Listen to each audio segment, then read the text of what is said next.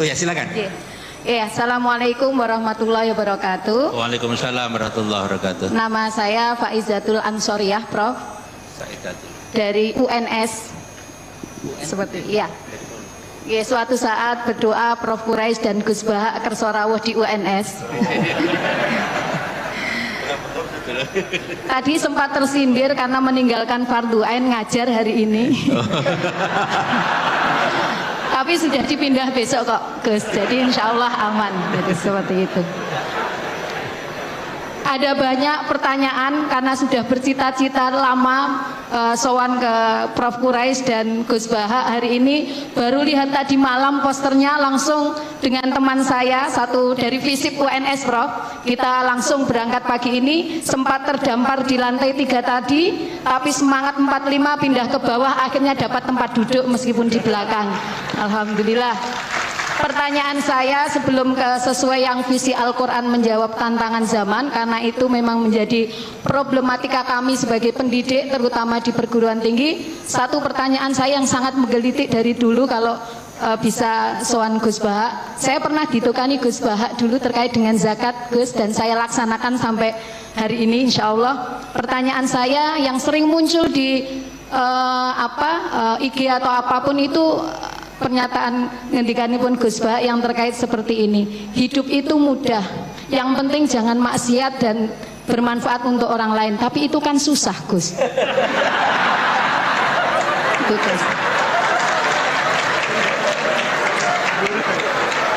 Itu kalau saya ngajar dasar logika ini jelas kontradiksi, Gus. Itu pertanyaan saya yang sudah saya simpan lama, dan alhamdulillah hari ini meskipun terdampar di belakang, alhamdulillah Prof Rektor bisa melihat kami dari UNS. Saya tadi ke panitia, Mbak, sampaikan yang dari luar kota juga boleh, ini Prof Wakilan harus bertanya. Sebelum terus Prof atas waktunya. Yang kedua, ini kegelisahan kami Prof Quraisy, Gus Baha sebagai pendidik, bukan hanya mendidik anak kami, tetapi banyak anak-anak yang istilahnya kita sebagai pendidik kadang dihadapkan pada satu satu kondisi ketika anak memang betul-betul dibuat secara akademis itu pintar gampang, karena tinggal di leske, yang penting ada uang dan seterusnya, itu kapitalis. Karena masuk UI juga bayarnya lumayan ya, Prof.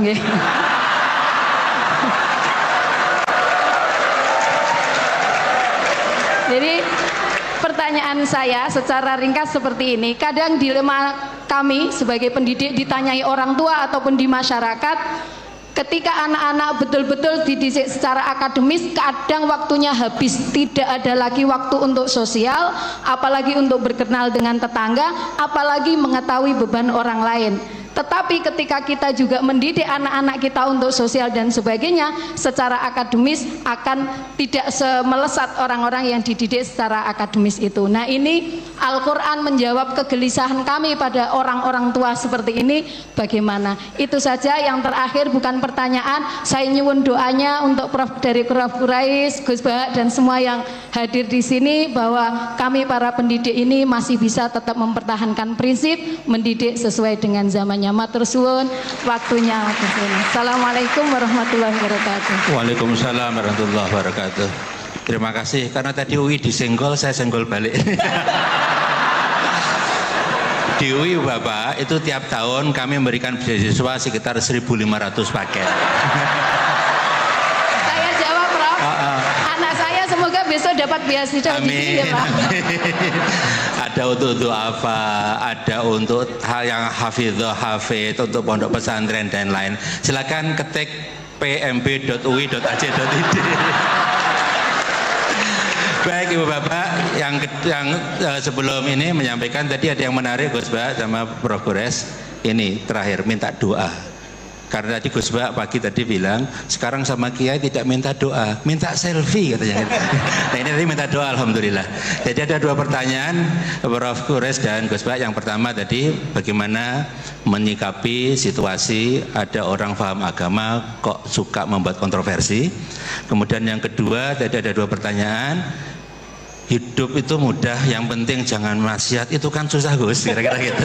Kemudian pertanyaan kedua adalah bagaimana ini dilema mendidik anak. antara akademik, agama, sosial dan lain-lain. Ya, monggo dimulai dari Gus Bah aja. Ya, yang anak muda. Bismillahirrahmanirrahim. Tadi yang tetangganya Pak Kures yang jawab saya. Kalau sama tetangga nanti basa-basi.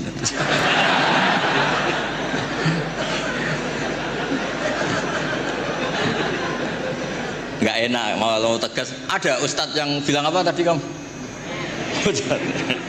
Ya bagus lah. Artinya bagus itu di luar ustadz dia juga manusia. Mungkin pas manusia. Jadi ya biasa aja. Jadi keunikan agama ini adalah yang maksum, yang terjaga dari salah itu hanya Nabi Muhammad SAW. Sehingga kesalahan-kesalahan manusia itu bisa dua. Bisa saja ustadz itu salah. Bisa saja yang salah itu Anda mengustadkan dia yang sebetulnya ada ustadz. Jadi, mengustadkan orang yang sebetulnya tidak ustadz. Jadi, kalau Pak Kures nggak sampai hati karena Anda orang Sulawesi.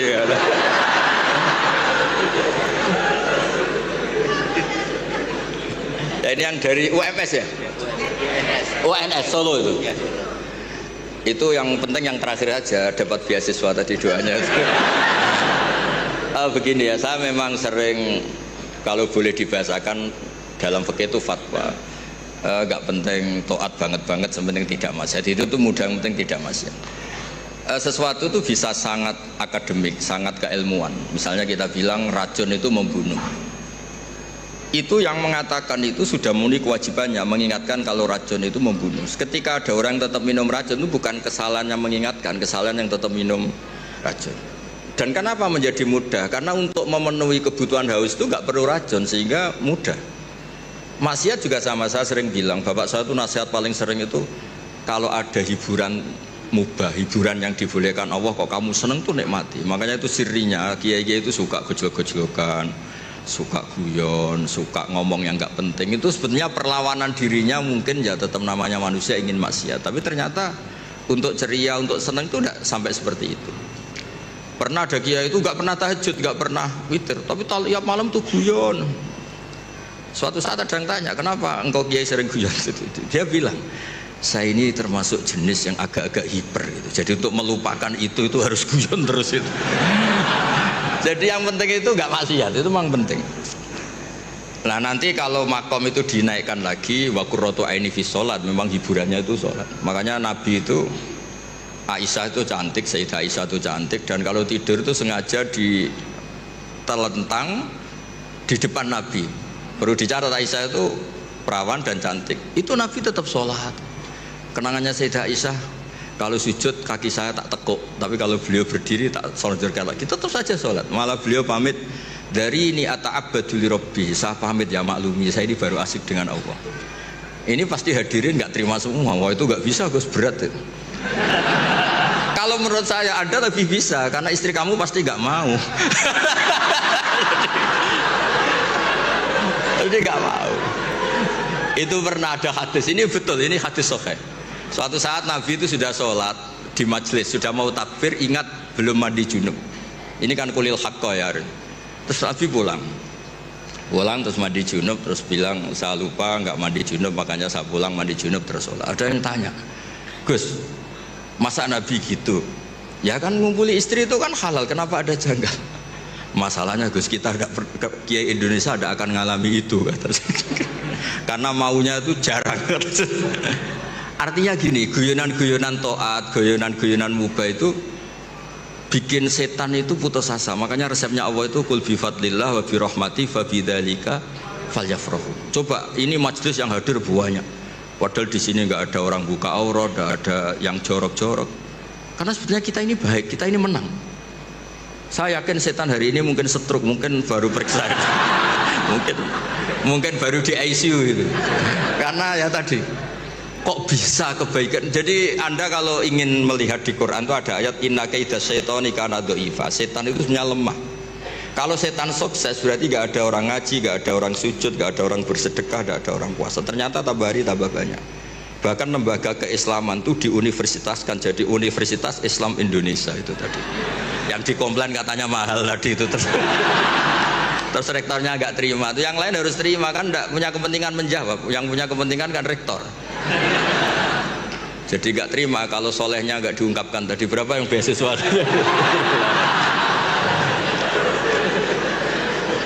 Saya punya riwayat hadis, Abi Quraisy pasti tahu itu. Ada kata-kata gini di beberapa kitab-kitab hadis, tapi model-model kitab hadis yang model wali. Karangannya Abu Nu'aim al-Asfihani. Hadis itu kan ada Bukhari, Muslim, ada hadis yang tiba kayak Abu Nu'aim, termasuk muhaddis besar. Laisa syai'un asyadda ala iblis wa junudihi minasyayatin wala aktsara li bukaihim min ayyara musliman sajidan. Tidak ada sesuatu yang bikin iblis itu nangis, bikin iblis itu susah dibanding atau daripada melihat orang-orang Islam itu bersujud. Jadi sebetulnya kekalahan iblis itu berkali-kali. Orang masih ingin memahami Quran, termasuk yang dari Sulawesi tadi, orang ingin masih punya kiai yang baik, tidak misoh-misoh. Ya harus dimulai dari memilih kiai yang baik. Kita ini kan wong salah pilih kok marah-marah sendiri, ini gimana? Ini kan repot itu. Makanya kalau istri Anda sering marah-marah itu yang salah istrinya apa pilihan Anda coba?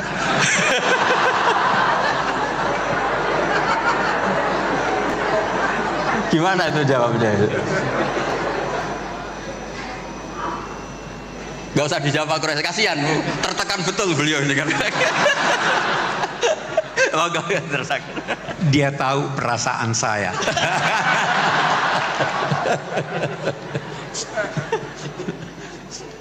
Sudah terjawab semuanya, apalagi yang mau dijawab. Oke, saya berbicara secara umum. Yang pertama dulu,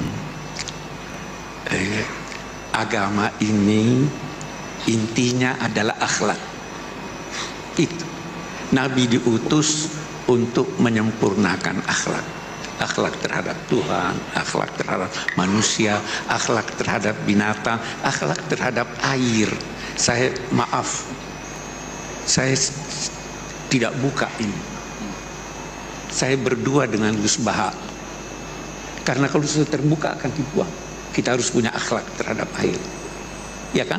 Nah, jadi inti agama ini akhlak. Yang kedua,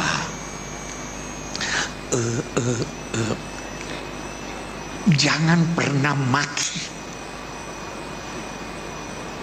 Jelas Al-Quran, wala tasubbul ladzina yad'una min dunillah fayasubbullaha adwan bighairi. Jangan maki. Itu satu. Jadi kalau memang dia ustadz atau kiai, dia tidak bakal mati. Tuh yang kedua. Berarti salah pilih. Iya. Jadi artinya, yang ketiga yang saya ingin katakan, jangan karena berbeda lantas saling menghujat. Bisa jadi perbedaan itu memang dikehendaki Tuhan. Ada perbedaan yang dikehendaki Tuhan. Apa itu? Walau sya'allahu la ja'alakum ummatan wahid. Kalau Tuhan mau semuanya. Tuhan memang mau kita berbeda. Karena kita tidak bisa hidup tanpa berbeda. Nah, Quran mau kita berbeda. Salah satu sebab perbedaan adalah Quran. Karena penafsirannya bisa berbeda. Saya beri contoh. Wudhu disuruh basuh kepala. Iya. Apa itu kepala? Apa itu kepala? Sudah beda-beda. Sedikit. Oke. Kita baca itu ayat. Hendaklah mereka menggunakan tutup kepala mereka untuk menutup dadanya. Yang disuruh di sini menutup dada menggunakan tutup kepala, atau yang disuruh adalah menutup kepala dan dada? Sudah beda, ya kan? Tutuplah gelas itu pakai buku ini.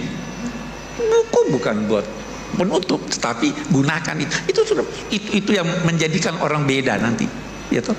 Dulu kiai-kiai kita itu kan kelihatan rambutnya. Karena dia pahami kepala, bukan semua kepala. Jadi bisa beda. Jangan kita toleransi. Sedangkan yang terhadap non-muslim kita toleransi. Toleransinya itu jauh lebih hebat dari toleransi yang biasa kita dengarkan. Kalau beda pendapat, yang biasa kita dengarkan apa? Pendapat Anda salah, tapi boleh jadi benar. Pendapat saya benar, tapi boleh. Yang diajarkan Al-Quran lebih dari itu. Apa diajarkan? Qul inna au iyyakum la'ala hudan au fi dhalalin mubin. Qul la tus'aluna amma ajramna wa la nus'alu. Boleh jadi saya yang salah, boleh jadi kamu yang benar, boleh jadi kamu yang salah, boleh jadi saya yang benar. Kita serahkan pada Tuhan. Tidak ada pertengkaran. Kalian tidak akan diminta mempertanggungjawabkan dosa-dosa kami. Kita akui kita punya dosa, tapi kalian tidak bertanggung jawab. Kami pun tidak diminta mempertanggungjawabkan apa yang kamu lakukan. Kita tidak tuduh dia dosa. Itu akhlak. Itu yang hilang dari kita. Hilang dari kita. Saya boleh promosi buku. Saya punya buku namanya Yang Hilang dari Kita. Ya itu kan. Terima kasih Gus Bahak dan Bro Kures. Kita buka satu sesi lagi untuk 2 pertanyaan. Yang biru ya 1. Terus kemudian yang perempuan. Yang jauh ya, ntar. Ya. Oke, yang pakai jilbab biru muda ya. Oke. Baik, silakan yang pakai batik biru 2 saja ya. Silakan singkat, padat, nama dan asal ya. Cek. Bismillahirrahmanirrahim. Assalamualaikum warahmatullahi wabarakatuh. Waalaikumsalam warahmatullahi wabarakatuh. Perkenalkan, nama saya Faisal Hanif dari Arsitektur 2023. Hanif ya. Nah, saya dari santri Pusat Studi Quran, Tafsir Quran dan Hadis juga, yang itu kan Ustadz Fajar. Nah, saya ada pertanyaan yang ini mungkin cukup keresahan saya sebagai mahasiswa UI yang juga memiliki keresahan tentang tantangan zaman yang ada di kampus UI yang saya lihat problemnya. Nah, Muslim ritual itu, tetapi cara putus-putus ya. Ada mikrofon lain nggak ya? Cek.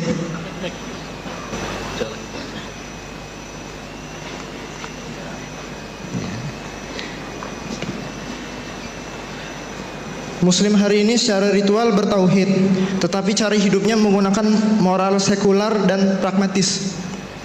Khususnya di kampus saya tercinta ini, terkadang hal ini juga mungkin secara tidak sengaja dipromosikan oleh guru-guru kami yang juga diaminkan oleh mahasiswa.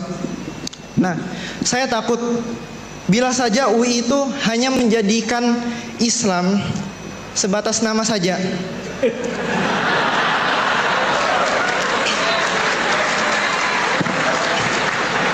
Yang padahal UI memiliki dasar catur dharma untuk menegakkan dakwah Islamiyah.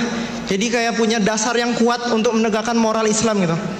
Nah, apakah panjenengan melihat adanya cara menjembatani antara tradisi modernitas, logika dan visi Quran gitu? Karena ya yang saya cukup resahkan ya di kamus ini, kamus Islam, tapi cukup banyak tantangan moral yang ini tuh bukan Islam gitu. Jadi begitu. Terima kasih. Rektor ya, jauh rektor. Baik, terima kasih Mas Hanif ya. Satu lagi ya Gus Bah ya sama Prof. Kures ya, sana. Bismillahirrahmanirrahim. Assalamualaikum warahmatullahi wabarakatuh. Waalaikumsalam warahmatullahi wabarakatuh. Perkenalkan, nama saya Kusmiatin Dari pelosok desa Kabupaten Trenggalek, Jawa Timur.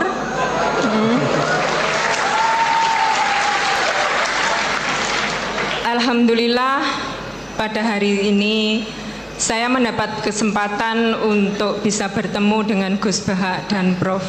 Quraish Shihab. Lantaran anak saya dua-duanya kuliah di sini dan bekerja di sini. Untuk pertanyaan sebelumnya dari para akademisi, pertanyaan ini dari ibu rumah tangga yang tidak punya pendidikan tinggi, tapi berharap anak-anaknya punya pendidikan tinggi dan memiliki pemahaman agama yang baik. Saya ceritakan latar belakangnya dulu. Anak saya pertama sudah lulus S2, selesai 30 juz, dengan mudah dididik. Kemudian anak yang kedua laki-laki, justru di saat saya sudah mulai memiliki pemahaman bagaimana mendidik anak dengan baik, tapi justru setelah kuliah dia tidak mau menghafal Al-Quran, dan itu membuat saya selalu bersedih. Memiliki pemikiran yang kurang baik terhadap anak. Dan mungkin ini juga dirasakan oleh banyak ibu-ibu ketika mendidik anak-anak tidak sesuai harapan. Jadi saya itu tidak memiliki pemikiran negatif terhadap anak-anak saya. Saya ingin memiliki pemikiran yang selalu positif, yang akan nantinya membuat anak-anak saya itu tetap baik. Jadi saya mohon saran, petunjuk, petuah dari Gus Bahak ataupun Prof. Quraish Shihab, bagaimana menyikapi kondisi yang memiliki anak-anak seperti itu, yang memiliki perbedaan yang sangat jauh, mendidik anak perempuan yang penurut dan memiliki prinsip, kemudian memiliki anak laki-laki yang mungkin memang berbeda secara psikologisnya anak laki-laki dan perempuan itu. Dan menyentil tadi beasiswa, siapa tahu nanti anak saya yang S2 dapat beasiswa S3 juga di sini.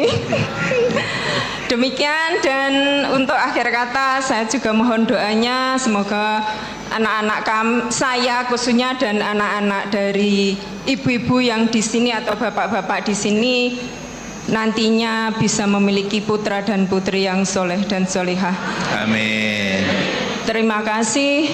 Wassalamualaikum warahmatullahi wabarakatuh. Waalaikumsalam warahmatullahi wabarakatuh.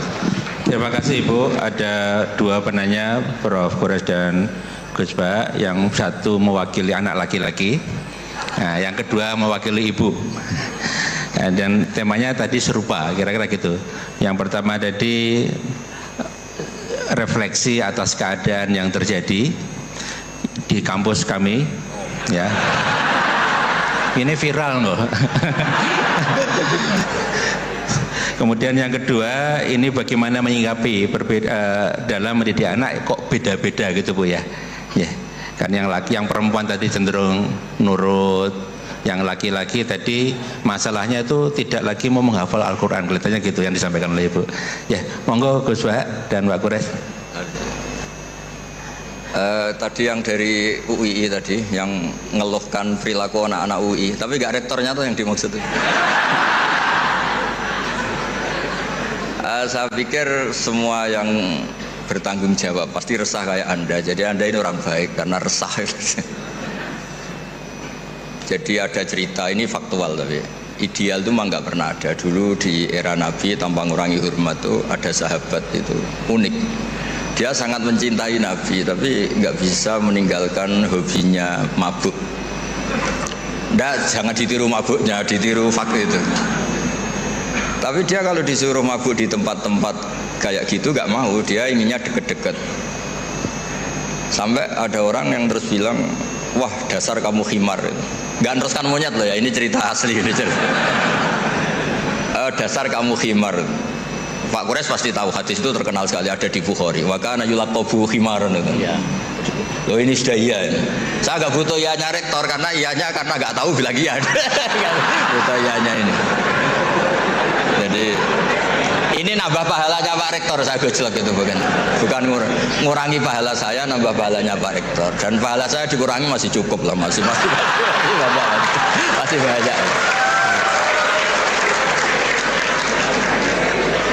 Sampai para sahabat bilang ma aktsaru ma utiya.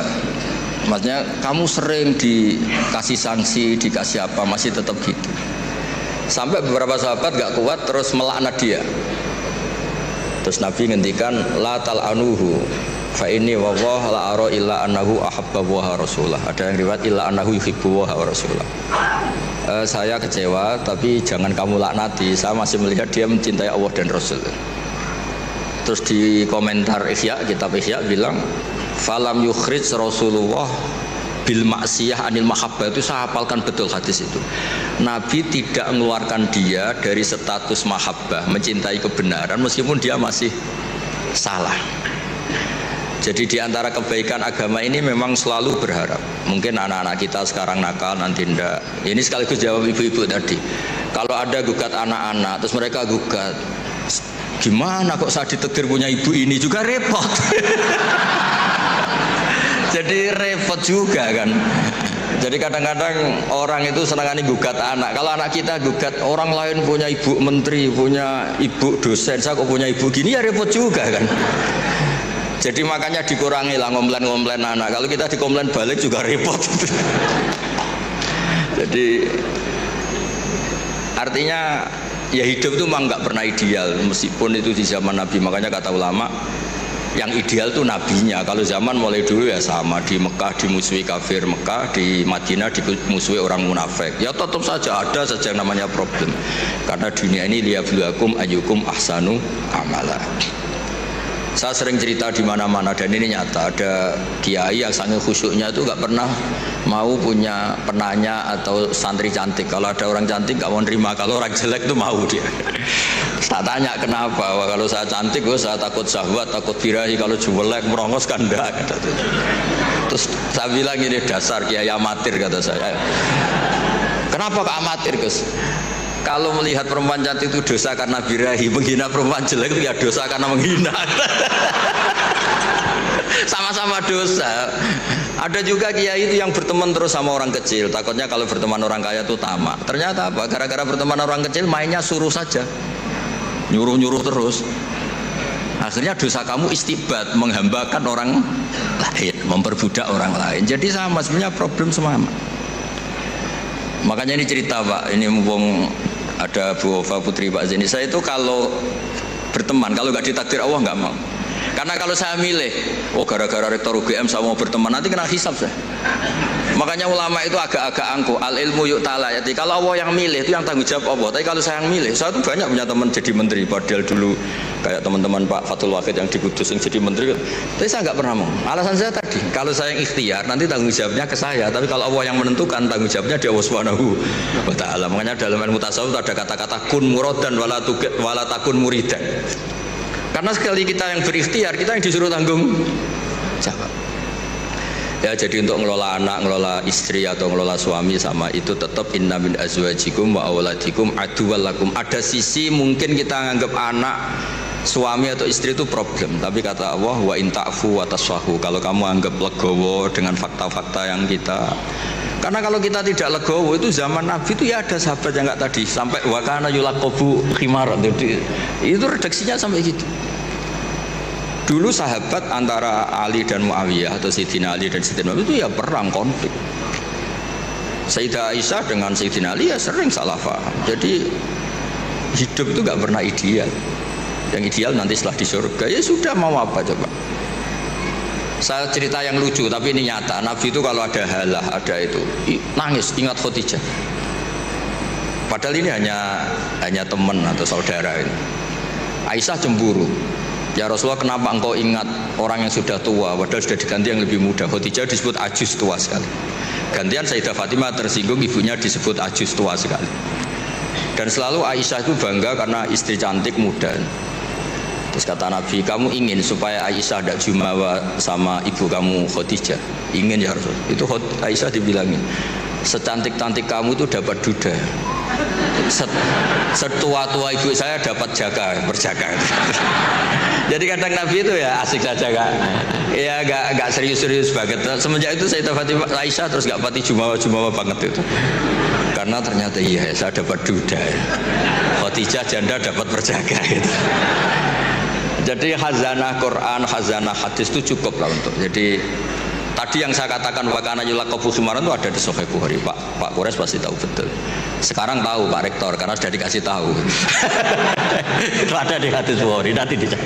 Oke, silakan Pak Rektor. Apa lagi sudah dijawab terkait dilema mendidik anak. Oke. Baik. Ada ucapan Sayyidina Ali yang saya kira kita perlu perhatikan semuanya. Beliau berkata, "Allimu auladakum fa innahum khuliqu fi zamanin ghaira zamani."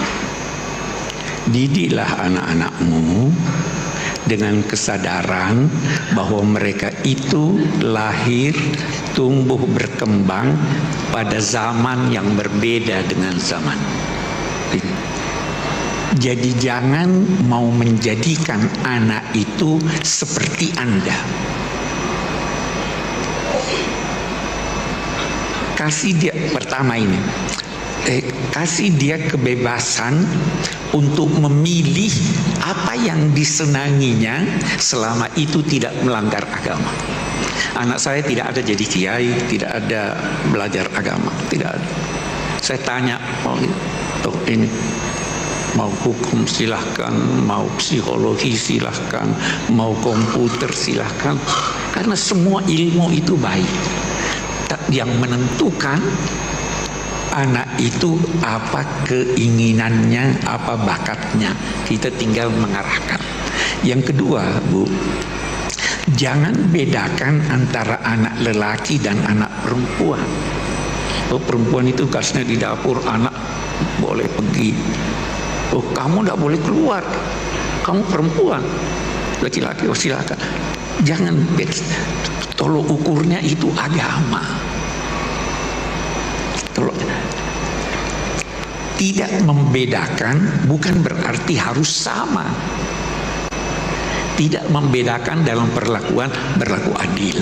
Tidak membedakan dalam perlakuan memberi biaya yang dia butuhkan, yang wajar untuk dia. Anak laki saya tidak belikan emas dan perak.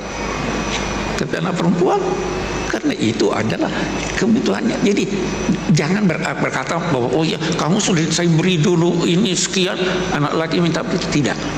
Yang ketiga, yang terpenting, bersahabatlah dengan anak.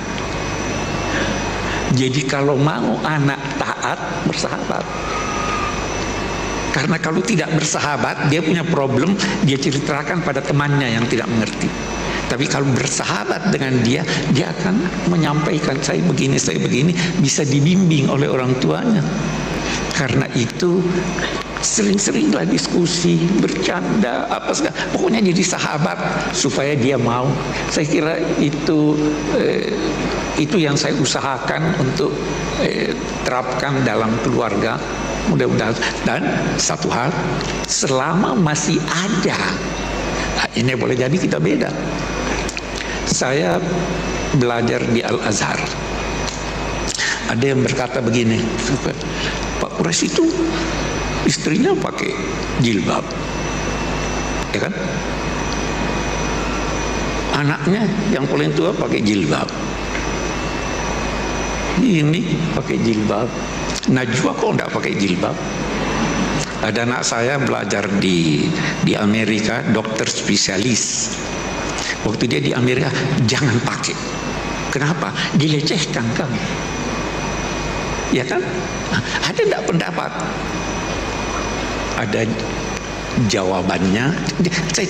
Najwa, Abi, saya harus pakai jilbab. Terserah kamu.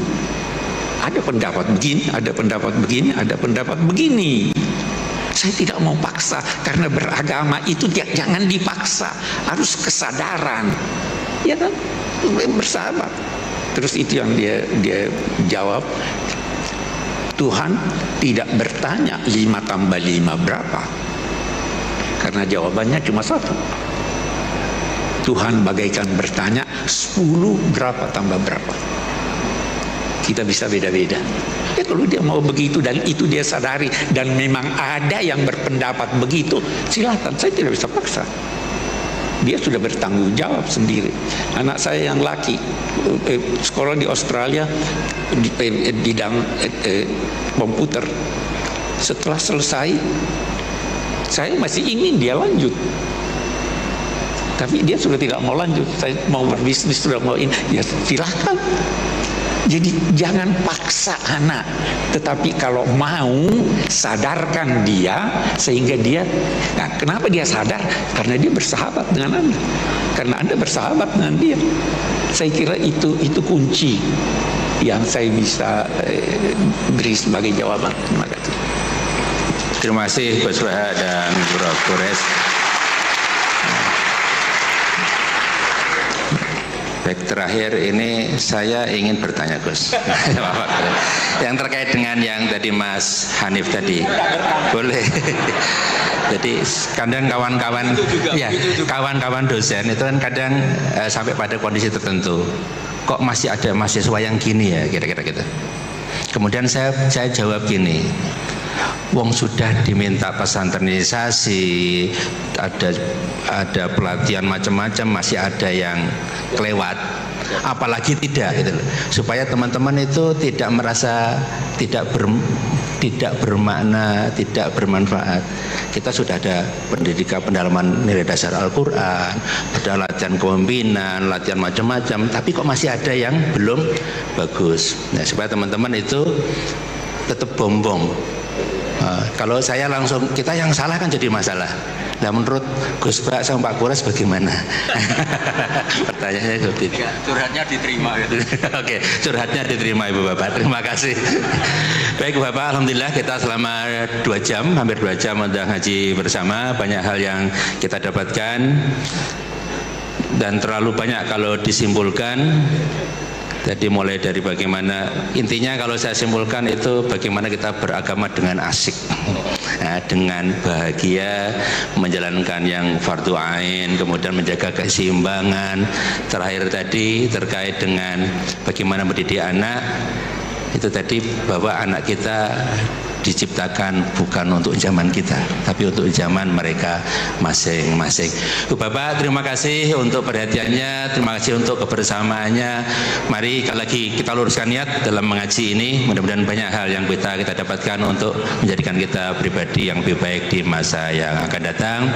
Terakhir saya ucapkan terima kasih kepada semua pihak, kepada PSQ atas kerjasamanya, kepada semua tamu dari berbagai lembaga yang hadir, terutama kepada Prof. Gores dan Gus Bak yang sudah berbagi banyak hal dengan kita di pagi sampai siang ini.